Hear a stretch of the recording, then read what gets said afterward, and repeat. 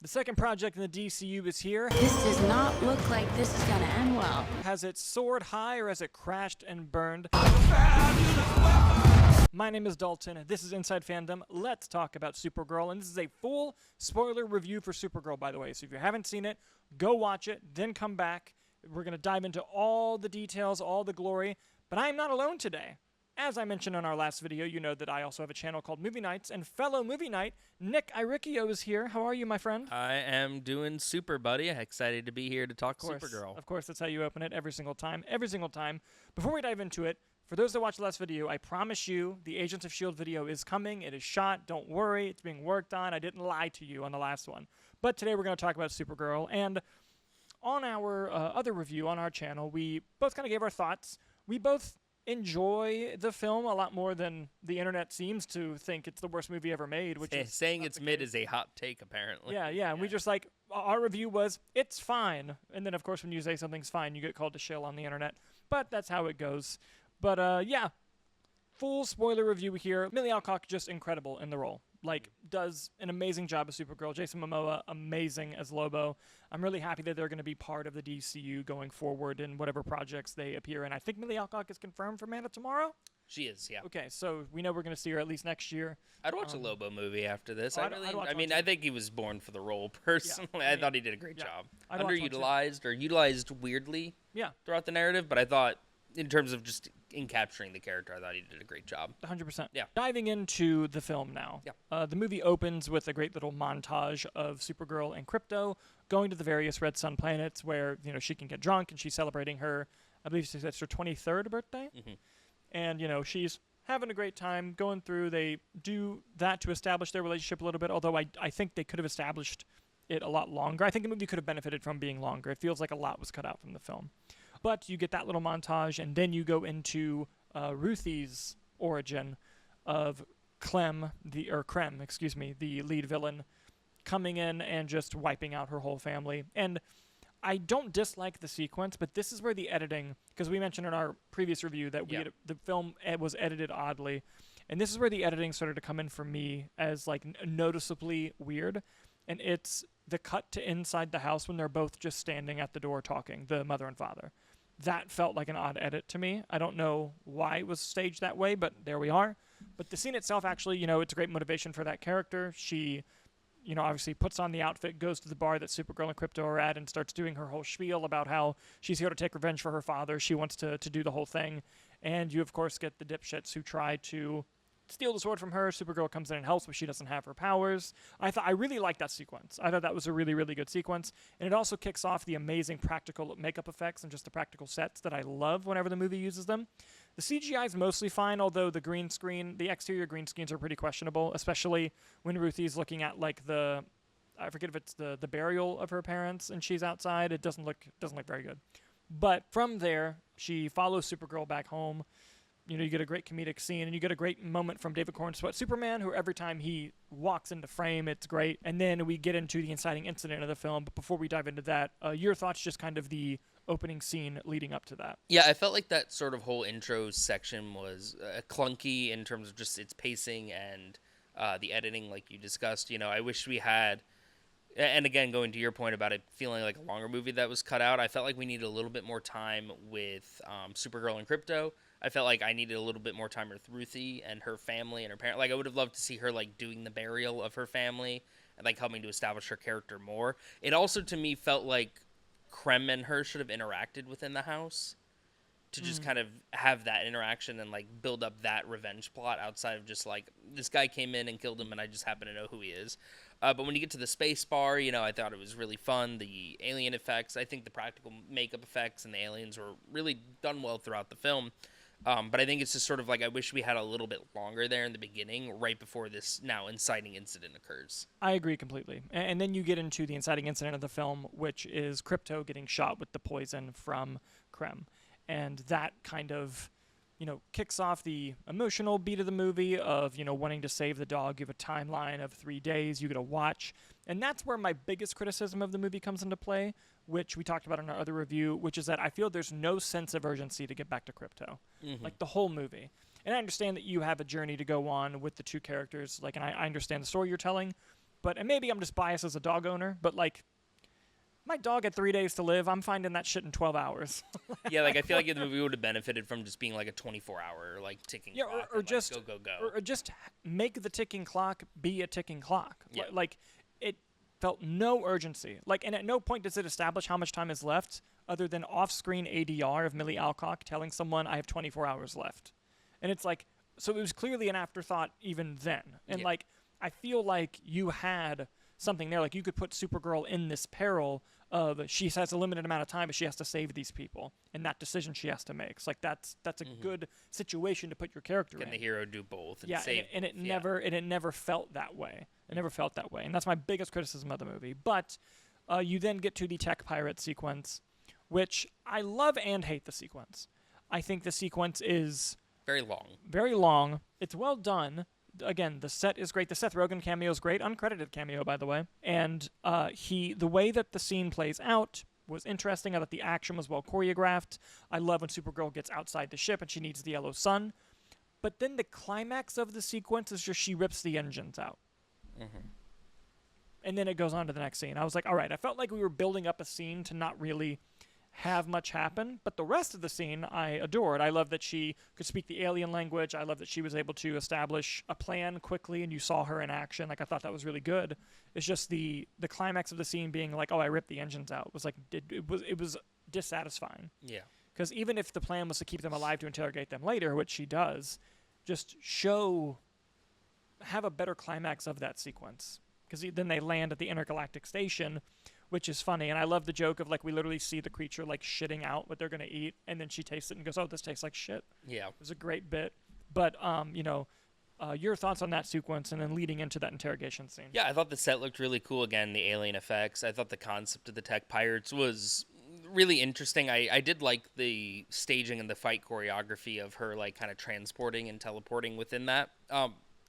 And again, going into the yellow sun, seeing her establish the plan. I do agree about the engine. I think my biggest issue with the sequence is I feel like the tech pirates, I feel like they should have been Krem's crew. Because it felt like we get introduced to this villain and then we don't really feel the villain throughout the movie until we get to these key major set pieces. So it felt to me it wasn't like interesting or engaging or active enough to be like a fun just little offshoot of like, now I have to deal with this, and again going into the urgency versus, and they're the ones that give the information about where the brigands are, and it's just like I think it could have just been that crew and that team, and we kind of feel the threat of this gang throughout the narrative. Yeah, no, I again completely agree.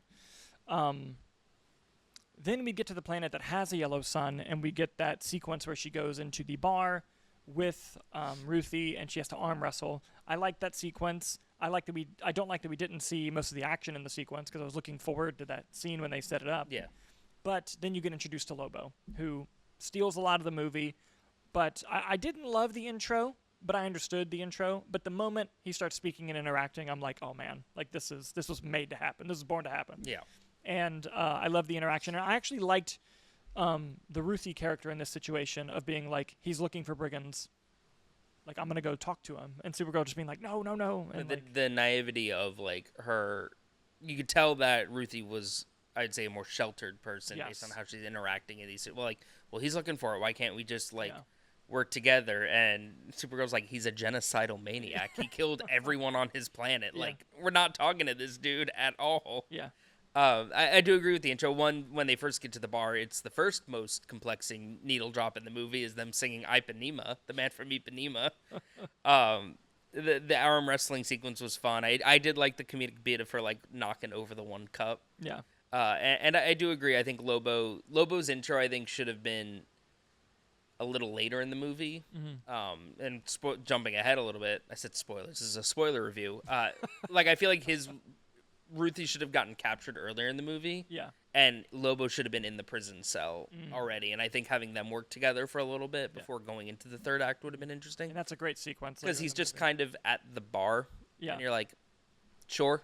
Yeah. Why not? Mm-hmm. He could be somewhere else. But I thought he was great immediately. And he's just a massive dude. It's insane. Like, especially when you see then Ruthie next to him, you're like, oh. Like, I actually believe Jason Momoa could just one hand pick her up by the shirt collar. Yeah. No, it was wild. From there, we go spend time with the family who is tricking Supergirl into making a deal with the brigands. And that's when we get our first extended look at Krypton. We had a brief little flashback to Krypton earlier in the movie, but now we get the huge extended look, which is it's an oddly placed flashback. And to your point that you made in a previous review, the flashback use in the movie did not tie into the narrative that well, which was a bit odd. However, everything we got in the flashback I enjoyed. Like, first of all, David Krumholtz. What a performance! Rent was due on him. And he's speaking a made-up language, and I'm crying. Like he's doing such a good job. But great physical acting. Yes. But I like the design of Krypton for the DCU. I like the the story of the dome. It's very interesting. They double down on Jor-El being a dick, which I enjoyed because it's like, if you're gonna make that choice, make it. How did you feel about that narrative choice in Superman? I was surprised by it, but I liked it. I thought it was interesting. I liked it for the story they were telling because it was also like something that the general audience is not used to.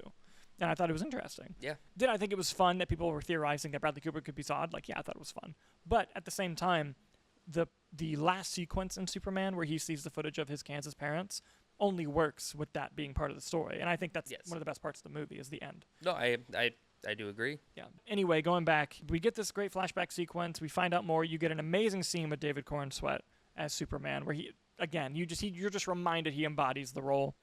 And then we go back. We get a nice little action sequence in the house, and then the action sequence goes outside. And this is where I think this is just a theory. I don't have any inside knowledge. It feels like something was cut or something was removed, like something occurred. Because this action scene I think is the messiest in the movie, and you get some cool Lobo stuff, you get some cool shots with him. He starts freeing the women prisoners, or the girl prisoners I should say, as they go out. And I've seen the criticism pointed out of like Supergirl casually finds out that there's like this human trafficking of underage girls and just kind of is like whatever. I don't agree with that criticism fully because she does free them. Like it's not like it goes left unresolved. But anyway. You get this sequence, and then it climaxes with, and this is a narrative choice I actually liked, Krem just murdering the family and the daughter, and then you get the scene with Ruthie and Supergirl where they blow up at each other about it. And I actually did think it was a good sequence there. Thoughts on that? Yeah, well, I agree, because like I think part of it too is they really established the importance of like the different solar systems within it. The yellow sun versus the red sun, and upcoming green sun, and everything like that. But I felt like the fighting style never really fully matched the planet that they were on. So, like, at this point now, she's on a yellow planet. But she's still struggling in the fight scene. Yeah. So I think that was kind of the more... I think they didn't do a good enough job establishing how strong the Brigand are. Yes. And, like, how they're a real threat to, like, Kryptonians and Yellow Suns. That it's all of them, too. Yeah. And that's the thing. Like, it's not just Krem. It's all of them can hold their own against a Kryptonian. Yeah. Which I think was our part. But it is when I felt like Krem was the most menacing. Because he's a little goofy. Yeah. Which I did like. But I think, one, from a design standpoint, he was very over-designed. Yeah. Two, it was the trope of, like, the goofy kind of villain that's then menacing. He ate a lot of food, which I thought was an interesting, like, character beat choice. But this was the moment where I was like, okay, like, I'm kind of vibing with it. I just wish that they had more interactions together with all of them, right? Because it's Ruthie's story against Krem, Supergirl trying to get crypto from Krem. So they do have that, but it felt like they were on two very distinct missions, which they were, But it's like, okay, well, is Krem Supergirl's villain? Is Krem Ruthie's villain? Like, pick one. And I felt like they kept bouncing back and forth where they never really fully interacted too much. Does that make sense? No, I see what you're saying. The tying of the stories together was not as smooth as it should have been. Exactly. And then like Lobo's just there because he's looking for one of Krem's Lobo's guys. just there. he conjures out of he's nowhere. He's very shoehorned into the movie. And to your point about the messiness of that one fight scene, they established Lobo's there. He gets off his bike and walks into the background. And then it's like 2 minutes until we see Lobo in this fight. Yeah. And it's like, what's he doing? Yeah, and that's where some of the digital manipulation of like the scene wasn't going as well as they thought, because like when you have digital zooms and stuff on like the Mr. Terrific scene in Superman, for example. All of that's designed, and it feels designed, and it like you can tell that's how that fight's supposed to look. A lot of this felt altered afterwards, and I'm not going to sit here and shit talk Craig Gillespie. I think he's a wonderful filmmaker. Yeah. This might be my least favorite film of his, but I think he's a wonderful filmmaker. To me, what that scene felt like, and I could be wrong, just the way it felt staged and the set design and everything, it felt to me like it was supposed to be a oneer, like a digitally altered oneer. Yeah. That maybe something happened in the editing process or footage export, or like they didn't get a tie-in shot that mixed it, and it just got chopped to shit. Perhaps. A lot of the transition from CG to human didn't quite work either. There were a few moments. Kind of the video game, like, Yeah. and now you Like, can like play. there's a in the cool scene cutscene. where she punches someone in the air, and when it starts, it's CG, but by the time she stops sliding, it's her. Yeah. And it didn't look very good. But moving on from that, we then go to they find out, and if I'm forgetting something, let me know. I've only seen the movie twice. They then go to the planet that has the green and yellow sun. Yeah, she goes up into space, does her like crying, yelling Oh, moment, which is a great character. I love that moment. Fantastic I love that character moment in the movie. Yes. And that was the time too when I felt the urgency. Like she does the scream, the tear, and then she just fucking bolts down, and I'm like, okay, now she's John Wicking this situation, which she should have been doing from the start. Like now she's like, I'm not fucking around anymore. Exactly. Calls the guy Squidward and is like, get me to a planet but with then Krem. as soon as we get that momentum, she immediately gets to a green sun and gets taken out. Yeah. Which was an odd pacing choice to me. Well, it's also they went to the planet that does the green and the yellow, which then confused me because it's like, well, what do they think's gonna happen when it's yellow? When it's yellow. Well, I think it's implied that if she wasn't dragged into the shelter, she would. They were supposed to grab her and go. Yeah. And that she just would have died out there. Still kind of a big risk on their part. It is a risk. It's a risk for sure. But then Ruthie brings the suit, and they do that, and then Millie Alcock has a great emotional moment where she realizes that I'm not going to be able to say goodbye to Crypto, and that was a really that moment really worked. And then she asks for water. Ruthie goes out to get water, gets kidnapped, and we get the flashback of Javen Corden Sweat telling her like, "Hey, I know it's colorful, but it's to let everyone know that we're the good guys," and it involves the suit, in which I liked that moment, but I didn't buy the rejection of the suit in the beginning of the film. When at the end of Superman, she was wearing it. And it's like, I don't understand where the rejection part came from. I liked how she got it back, but, whatever. But then you get an amazing sequence. One of my favorite sequences in the movie is the prison sequence with Ruthie and Lobo. I think it's a great sequence. But go on, sorry. Oh, no, I was going to say, I feel like the acceptance of the suit works better as well because she goes and saves the child brides. Yeah. And it's like, I wish we had more time with them, the capture. Like I wish Ruthie was kind of almost thrown in the mix with them, because then I think that moment works where she goes to save them because they're probably frightened of everything that's happening with where they are. So like her having the suit, like I think that moment works when it's like it's to let people know we're the good guys, and then boom, she goes and rescues the girls, and they're like, oh, like we can trust this person. Like I think that moment would have worked a little bit better there. I agree. But that being said, throwing Ruthie there eliminates the action scene, or the prison scene, which I wish Ruthie was kind of a little bit more with it the whole time, because I don't want to talk bad about like child actors and everything like that, but I felt like the character itself was a little bit flat. Yeah. And we get her mission, she's a little naive, she was a little bit sheltered, but in that moment in the prison, I'm like, okay, so she can do this shit. Why didn't she do this for the last hour? Like, what have we been doing, And I think letting her have that moment to prove herself. Lobo, I think that was the best he's been as Lobo in that sequence there. So like I think that worked for me. No. I get that. And that whole sequence, dude, like Lobo's great, she's great. They when she frees herself and Lobo is like loving it and it says, "Aren't you forgetting something?" Yeah. And she comes back and then I'm so proud of you. Yeah.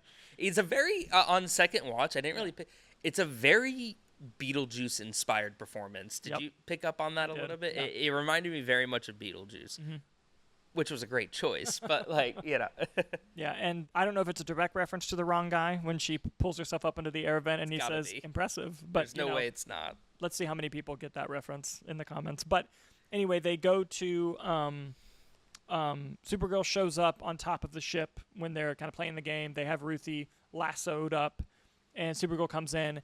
And again, the momentum play was odd because she starts kicking some ass. It's really cool. I'm the bitch whose dog you shot. Great line. Great line. and then kryptonite arrows. Yeah. And you get kryptonite arrows. You have the moment. Lobo comes in, saves her, which I've seen the criticism of it reads as like the man saving the titular character in the Supergirl movie. And while I didn't feel that when I was watching it, I get the criticism of it. I do think it could have been handled better, but I don't think it was made with that intention. But then the sequence gets pretty awesome from there on out of seeing Lobo and her go back and forth. And Lobo's trying to let Ruthie kill Krem because he's like, hey, she wants revenge. Why not give it to her? Yeah. And it's a whole thing. I love the scene. There was a lot of chaos within that whole sequence and everything. But and I wish we did get more of Lobo and Supergirl together. Like when he shows up and he's like, are you the ditz from the dive bar? And she's like, that's what I was calling you. Yeah. Like that. I wanted more of like them together because Yeah. I thought their dynamic was really funny. Yeah. When you get this whole sequence now on the rooftop, it's when I really was vibing with Krem. Like, I love just how, and I think that was the better representation of how strong he is. Like, he shoots the arrow, and he's just, like, casually, like, one-handed lassoing her. Yeah. And you're like, all right, yeah, and he's doing his little dances, whatever. The kryptonite arrow sequence, when he's doing his monologue about it, he's like, it's special for you. Yeah. Like, I'm like, you know what? He's having fun. Yeah. Yeah. But I agree. I think there was a lot going on, and I think that there wasn't enough energy behind all the chaos from a filmmaking perspective for me. Like, you had so many different moving parts that you could have played around with, and like Lobo wanting to give the revenge to Ruthie, like, which is a great moment I thought for Lobo, but it's like it felt like everything should have been happening really quick and fast, and I didn't feel that energy. Yeah. And then you get to the final sequence where she saves the girls inside the prison ship, which I thought was a really good sequence. Then you get to the fight with the dust tornado. Literally, if you put any other piece of music there, it's a great sequence. It looks great. The choreography's great. You're getting this great moment with the character. I'll let you take the needle drop of it all. Can I tell you something? Yeah. I didn't hate it as much the second time. I still did. It still does not work, but it's one of those things I think when you're expecting it, I get the intention, the lyrics of the song. It just does not work at all. Yeah. And it's just perplexing. It took me out of the movie both times. And I think the most upsetting is that's one of their best looking action sequences, like the slow motion, like everything works really well. And I think the more confusing part of it too is I think the movie had the issue of it never felt to me more like a duo movie, like a two-hander with Ruthie and Supergirl. It felt like it wanted both of them to be the main character and also the supporting character. Like, we're following Ruthie in that fight sequence. Like, it's supposed to be her big moment, but it's Supergirl's big moment. Yeah. And I think that is more the identity issue of the movie, which happens when, you're doing loose adaptations of main comics. Ruthie's a bigger part of the comic book. It is more of that two-handed narrative of it. There's different narrative choices. But I felt like the movie had the identity crisis in those moments. Yeah. And the movie has an identity crisis. Lobo's not even in the comic. Yeah. Yeah.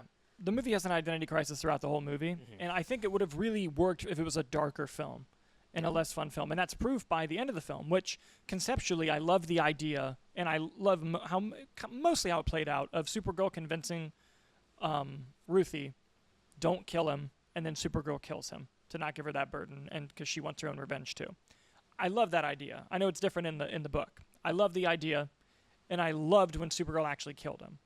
The speech she gave Ruthie did not work for me, and she's a great actress. It could have had another pass. But I didn't hate the saving the revenge from her and having her do it. Like that narrative choice works. I thought it was the right choice. It's just we needed more of the severity of it, of the situation. We needed more of the grittiness of it, which is like going back to the earlier point of like, I wish we saw Ruthie like kind of dragging her family's body and doing the grave. Like, I feel like that would have established tonally a lot more. And I think there seemed to be an effort to make the movie more fun with its needle drops when I don't think it needed to. Like, I think it needed to be darker because the fun bits that are naturally fun with Millie Alcock are fun. You didn't need to force fun on the movie. Like it felt that. Well, and it's like, I feel like the needle drops have obviously a lot of movies use them, but when you're looking at comic book movies, I feel like those have become a distinctly James Gunn thing. And I know obviously he's the head of DC. It's like I don't need every character to be obsessed with music. Yeah. I don't need that many needle drops throughout. Like, we can have score. Yeah. Yeah. That's kind of my take on it. And because like there was never an establishment of like like Superman, I feel like they do a great job of establishing his love for music, why, and same thing with like Star-Lord and everything like that. I never got like the why from her. Like it'd have been one thing if like Superman introduced her to it, or if they showed more music like in Krypton, like that nature of it. But it's just very passive of like, well, everyone listens to music. Yeah. Yeah. It was odd. Yeah. I love the last scene with Superman when she says happy to be home, and then he's like, he's in the chocolate. Yeah. I love that scene. That's great. You could feel the and I think it was a great acted scene from both of them because it's Supergirl really trying to be a little bit more open and emotional and wanting to do all this, and it's Superman. You can tell from his perspective, he wants to be like the cool cousin, but he doesn't want to be like super excited. Like he doesn't really make eye contact with her, and you could tell he's like I can't show her that I'm happy. Yeah, like I need to like he's like be cool. It's like a startled deer. Like I need to just be like, okay, it's fine. Yeah. Which on the first watch I was like, I felt like it was very acted oddly, and then second watch, picking up on that, I was like, oh, that's a cool choice. Like I do get that from Clark and everything, and then obviously you need Clark and Crypto together because they're just so funny. But overall, I think the movie's fine. I think it's fine. It's not horrible. It's not fantastic. It for the second film in your universe, it probably should have been a little better. But I didn't hate the movie at all. I don't have like alarms going off about like DC. You know what I mean? Personally. Money-wise, they may have alarms going Money-wise, they have but in terms of like the movies they're putting out, I'm very excited for Clayface. I'm excited for Lanterns. Yeah. All the set photos from Man of Tomorrow seems like it's going to be a great big event film. Maybe Superman makes the money there. We also have Elseworlds project. We still have Robert Pattinson's Batman 2. So like I am optimistic and hopeful about the DC's future. I just wish this was better, but I would put it on par, if not slightly better than, the era of Marvel where people were saying Marvel was washed, like it's not, it was fine. Completely fine. That's how I feel too. But guys, have you seen Supergirl? I hope so. If you watched the spoiler video, leave us your thoughts down in the comments below. Let us know what you thought of the film, what you liked, what you didn't like, the whole thing. As always, thank you so much for watching, and we'll see you on the next one. See you, tits.